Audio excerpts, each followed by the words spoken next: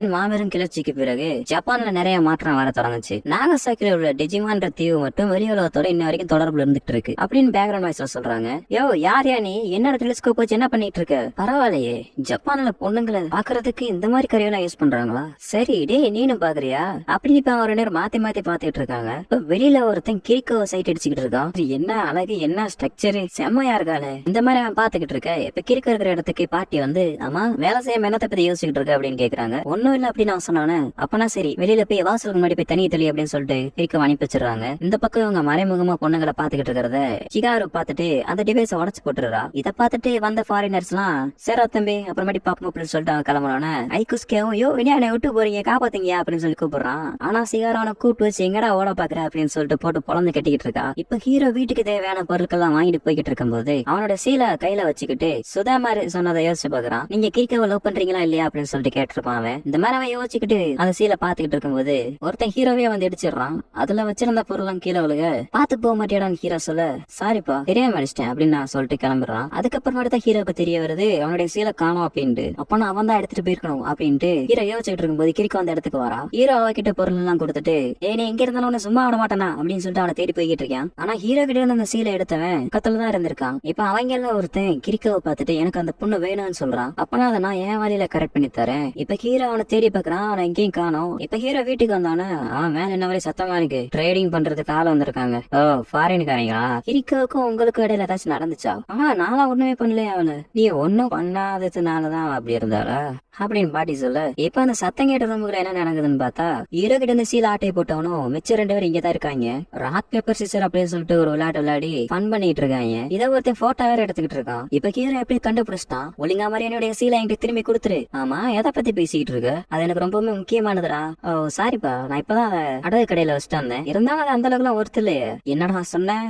ஏய் சில் சில் சும்மா விளாடுனேன். சரி வா கொஞ்சம் குடிச்சிட்டே பேசலாம் அப்படின்னு அவன் ட்ரிங்க்ஸ் கொடுக்க ஹீரோ தட்டி விட்டுறான். அந்த தட்டி விட்டு அந்த கிளாஸ்ல இருந்த தண்ணி ஒரு பொண்ணு மேல பட்டவனா ஹீரோ அந்த பொண்ணு கிட்ட தொடச்சுக்கிறதுக்கு ஒரு துணியை கொடுக்குறான். இதை கிரிக்கோ வந்து பாத்துட்டு அம்மா நீங்க என்ன பண்ணிக்கிட்டு இருக்கீங்கன்னு கேட்க கிரிக்கோ நீ நினைக்கிற மாதிரி எல்லாம் ஒண்ணும் இல்ல அப்படின்னு ஹீரோ சொல்ல பாக்குறதுக்கு சூப்பரா இருக்காரு. நீ உன்னோட கேர்ள் ஃபிரெண்டா?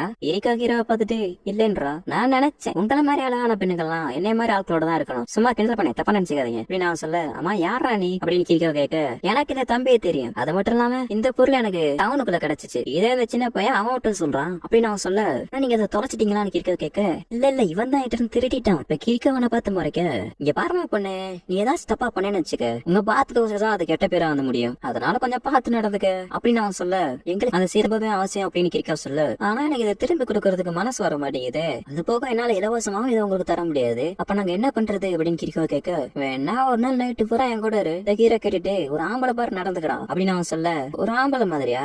அதெல்லாம் ஒரு விஷயமே இல்ல அப்படின்னு அவன் கண்ணை தூக்கி நீட்டுறான். என்னுடைய சீலை திரும்பி என்கிட்ட கொடுத்துருங்க வேணா வாங்க நம்ம சண்டை போடலாம் அப்படின்னு ஹீரோ சொன்னானே. உன்னோட கண்ணு எனக்கு ரொம்ப பிடிச்சிருக்கு. நம்ம 2 பேரும் சண்டை போடுறதுக்கு வேற ஒரு வழி இருக்குன்னு நினைக்கிறேன். அப்படித்தானே குளோ? ஆமா நம்ம ராக் பேப்பர் சிசர் விளையாடுவோம் அப்படின்னு நான் சொல்ல என்ன ராக் பேப்பர் சிசரா? ஆமா வெற்றியாளர லக்கே முடிவு செய்யட்டும். நான் ஜெயிச்சா அந்த பொண்ணு எனக்கு சொந்தம். தம்பி நான் ஒண்ணு சும்மா சொல்லல. இதை நீ சீரியஸா எடுத்துக்காட்டி உனக்கு தான் பிரச்சனை பாத்துக்க அப்படின்னு அவன் சொன்னா பக்கத்துல இருக்கிறவன் கிரிக்கோவை நோக்கி கண்ணை வைக்க கிரிக்காவும் என் கை சீரோ மாஸ்டர் ஜெயிச்சிட்டாருன்னா அந்த சீலை திரும்பி கொடுத்துருவீங்கல்ல அப்படின்னு கிரிக்கோ கேட்க கவலைப்படாதமா நான் வாக்கு தவறாதவன். ஹீரோ ஊடாட்டுல வந்துட்டு கிரிக்கோவை பெட்டா வச்சு விளையாட முடியாதுன்னு சொல்ல அப்பனா இது உங்களுக்கு அந்த அளவுக்கு முக்கியம் இல்லையா அப்படின்னு அவன் சொல்ல கிரிக்கோ அதை கேட்டுட்டு சம்மதங்கிறா. சரி அப்ப நான் வாங்க ராக் பேப்பர் சிசர் விளையாடுவோம். அதுக்கு முன்னாடி 2 ரூல்ஸ் நம்ம வச்சுக்கலாமா? சிங்கிள் ரவுண்ட்ல இதை முடிச்சா சுவாரஸ்யம் அந்த அளவுக்கு இருக்காது. அதனால அப்படின்னு அவன் இழுக்க சரி என்ன சொல்ல வர நீ? அது என்னன்னா நீ ஒவ்வொரு தடவை தவக்க அந்த பொண்ணோட ட்ரெஸ் கலந்துகிட்டே இருக்கணும். அந்த பொண்ணு எப்ப அவளுடைய எல்லா ட்ரெஸ்ஸையும் இழக்கிறாளோ அப்ப அந்த பொண்ணு எங்களுக்கு சொந்தமா இருவா. இதை ஹீரோ கேட்டுட்டு இதுக்காக சம்மதிக்க முடியாது. கிரிக்கோ இது உனக்கு சம்மதமானு கேட்க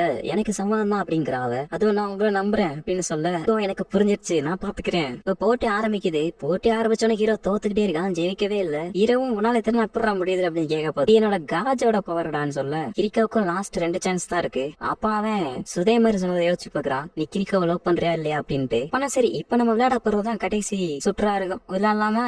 திரும்பி 2 பேர் விளையாடுறாங்க. ஹீரோ திரும்பி தோத்துறான். நான் ஒரு போது இந்த விளையாட்டை தோத்ததே இல்ல அப்படின்னு அவன் சொல்ல வெறுப்பா இருக்கும் வேற மாதிரி. இனிமே நீ எனக்கு தாண்டி சொந்தம் இந்த மாதிரி அவன் சொல்லிக்கிட்டு இருக்க.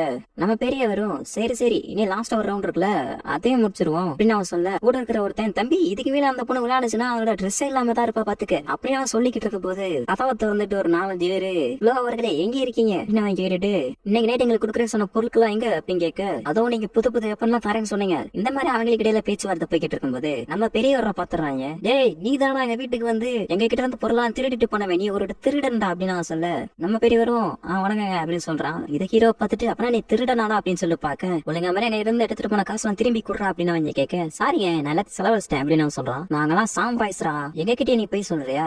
இல்லப்பா நான் நிஜமாவே வித்துட்டேன், அது தான் புதுசா ஒரு பேட்டில் ஷிப் வாங்கினேன் அப்படின்னு அவன் சொல்ல, உடனே நான் கொல்ல போறேன்னா நான் என் கத்தியை தூக்க ஹீரோ அந்த சாம்ரைஸ் மேல தள்ளி விட்டு அவரு எஸ்கேப் போயிடுறாரு. ஹீரோவும் அவரை ஃபாலோ பண்ணி போக இந்த வெர்பருக்கும் க்ளோவும் கீக்கு மூட்டையில பேக் பண்ணி தூக்கிட்டு போயிடுறாங்க. இப்ப அந்த பெரிய ஒரு ஹீரோவும் ஒரு வீட்டோட ரூஃப்ல நின்று பேசிக்கிட்டு இருக்காங்க. அவன் யார் நீ, உன் பேர் தான் என்ன?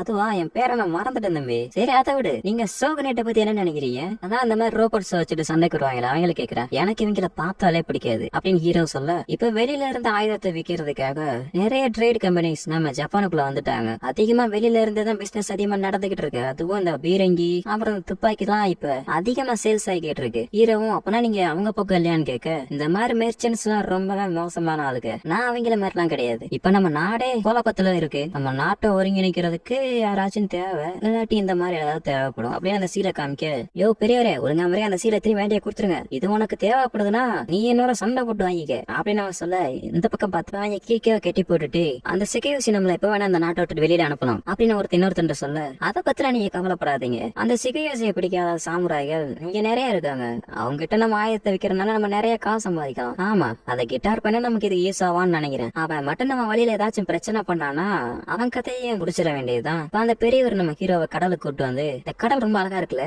மேல நீலாம் ரொம்ப அழகா இருக்குல்ல, இந்த மாதிரி அவர் சொல்ல, யோ நீ என்கிட்ட என்னையா சொல்ல வர அப்படின்னு ஹீரோ கேட்க, இந்த கடல் ரொம்ப பெருசு, அது மட்டும் இல்லாம இந்த கடல் எல்லா கண்டத்தோடய இணைஞ்சிருக்கு அப்படின்னு அவன் சொல்ல, யோ நீ என்னைக்காச்சும் இங்க போயிட்டியா மத்த கண்ட்ரீஸ்க்கு? இல்லப்பா அப்போதைக்கே எவ்வளவு சீனு, ஒரு நாள் நான் போவேன், அதுவும் என்னோட பேட்டில் ஷிப்ல. ஆமா அந்த பொண்ணு உனக்கு ரொம்ப பிடிக்குமோ? யோ பெருசு நீ எதுக்கு இந்த மாதிரி கேள்வி எல்லாம் கேக்குற?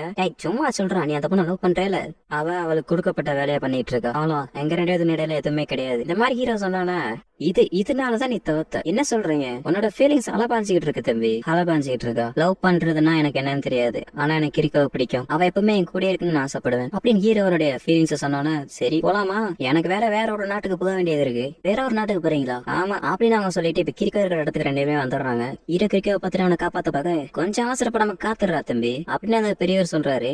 அதுக்குள்ள அவங்க வந்துடுறாங்க. வேர்பருக்கு வந்து அவர் கண்ணோட அவங்க மேலே வந்து நிக்க, நம்ம பெரியவரு அதோ வேர்பர்க் டிக்னே இருக்கீங்க அப்படிங்க, டேய் என்னோட பேரு வேர்பர்க்டா, என்ன இப்ப அவங்களுக்கு சப்போர்ட் பண்ற, என்ன கட்சி மாறிட்டியா அப்படின்னு சொல்லிட்டு அவன் கேட்க, ஆமா உங்களுக்கு அந்த சோகனேட்டுக்கு உலகம் முடிஞ்சிருச்சு, அதனால இப்ப இந்த சாமுராய் கிட்ட உங்களோட வெப்பன்ஸ் எல்லாம் வச்சு காசு சம்பாரிச்சுட்டு இருக்கீங்க அப்படின்னு அவன் கரெக்டா சொன்னானே. பரவாயில்ல நீ புத்திசாலியா தான் இருக்கு அப்படின்னு அவன் சொல்ல, நான் இருக்கிற வரைக்கும் உங்களால சாமுராய்களுக்கு வெப்பனை சப்ளை பண்ண விட மாட்டேன், அப்புறமா நான் எனக்காக தான் நீங்க வரல, நான் இவனுக்காக தான் இங்க வந்தேன் அப்படின்னு பெரியவர் சொல்ல, டேய் நீ என்னடா சொல்ற, எனக்கு ஒண்ணுமே புரிய மாட்டேங்கிறா, இப்ப உங்களோட இவன் தான் சண்டை போட போறான், நம்ம இன்னும் லாஸ்டா அந்த ரவுண்ட நீ விளையாடவே இல்லை ஞாபகம் இருக்கா? பெருசு சொன்னோன்னு, டேய் நீ தானடா சொன்ன அந்த பொண்ணையும் கொடுத்துட்டு கூட பணமும் தரேன், அதுக்கு பதிலா அந்த கப்பலை என்கிட்ட கொடுத்துருங்க அப்படின்ட்டு. ஆமா நான் தான் சொன்னேன், அதுக்கு பதிலா தானே நான் விளையாட மாட்டேன் விளையாடுவேன் சொன்னல, நான் தம்பி விளையாடுவேல அப்படின்னு ஹீரோவை பார்த்து கேட்க, ஹீரோ ஒரு நிமிஷம் கிரிக்கோவை பார்த்துட்டு, என்னால இதை முடியும், நான் கிரிக்கோவை திரும்பி நான் கூட்டு போக விட மாட்டேன், ஹீரோவும் போட்டிக்கு தயாராயிட்டான். இப்ப அவனும் போட்டிக்கு ரெடி ஆனதுக்கு அப்புறம் ரூல்ஸ் சொல்றாங்க, நீ வின் பண்ணேனா இந்த கப்பலை நீனே எடுத்துக்க, ஆனா இவன் வின் பண்ணானா அந்த பொண்ணை நாங்க எடுத்துக்கிறோம் அப்படின்னு பெருசு சொல்றான். இப்ப போட்டி ஆரம்பிக்குது,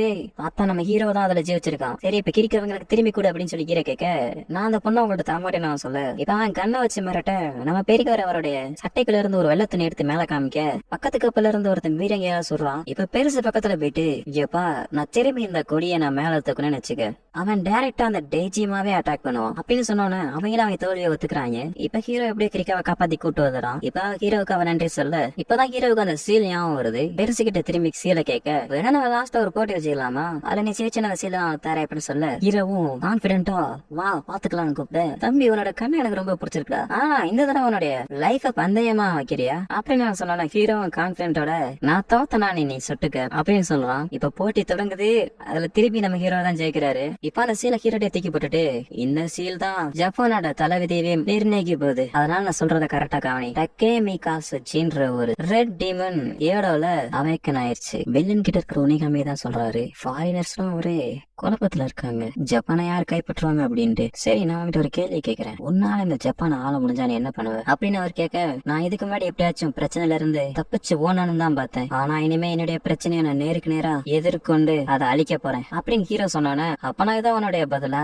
அப்பனா இது ஜப்பானுக்கு ஒரு புது விடியலா இருக்கும் அப்படின்னு பெரியவர் சொல்லிட்டு இப்ப கப்பலை கிளம்ப போக, கீக்கே வந்து நீங்க வீணுக்குன்னு தான் தோத்தீங்களா? பாருமா, நான் சீரியஸா தான் விளாண்டேன். டொக்குக்காவா கைச்சராவால ஜப்பானை மாத்த முடியும் அப்படின்னு அவர் சொல்ல, ஆமா அவரோட பேர் உங்களுக்கு எப்படி தெரியும்னு கிரிக்கோ கேட்க, எனக்கு அவரை பார்க்கணும் தோணுச்சு, அதான் அவ்வளவு தூரம் வந்து பாத்துட்டு போறேன். ஆமா யாரு நீங்க அப்படின்னு கிரியா கேட்க, என் பேரை நான் திரும்பி மறந்துட்டேமா. சரி அதை விடு, என் கூட ஒரு நாள் நைட் இருக்கிறத பத்தி நீ என்ன நினைக்கிற அப்படின்னு அவன் கேட்க, என்னால முடியாதுன்னு சிரிக்கோ சொல்லிடுறா. நீ 2 நேரம் இப்பவே எல்லாத்தையும் அனுபவிச்சுக்கங்க, அப்புறம் வயசு போயிடும் அப்படின்னு நம்ம பெருசு கப்பல்ல ஏறி கிளம்பிடுறான். இப்ப ஹீரோ, இனிமே நான் எதுக்கும் பயந்து ஓட மாட்டேன், என்னோட ப்ராப்ளத்தை நான் எதிர்த்து போராட போறேன், நீ எனக்கு ஹெல்ப் ஆயிருப்பே கிரிக்கோ, நிச்சயமா அப்படின்னு அவன் சொல்ல, இதோட இந்த எபிசோட முடிச்சிடறாங்க. ஓகே.